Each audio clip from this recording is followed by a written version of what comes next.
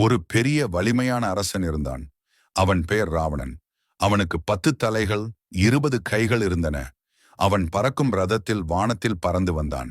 அவன் மிகவும் வலிமையானவன், ஆனால் கொஞ்சம் கோபக்காரனும் வஞ்சகனுமாக இருந்தான். அவன் பெரிய பெரிய கோட்டைகளை வைத்திருந்தான். ஒரு நாள் அவன் ராமனின் மனைவியை கடத்திச் சென்றான். சீதை மிகவும் பயந்தாள். ராமன் மிகவும் வருந்தினான். அவன் தன் நண்பர்களான ஹனுமான் மற்றும் மற்ற குரங்குகளுடன் சேர்ந்து ராவணனை தேடி இலங்கைக்கு போனான்.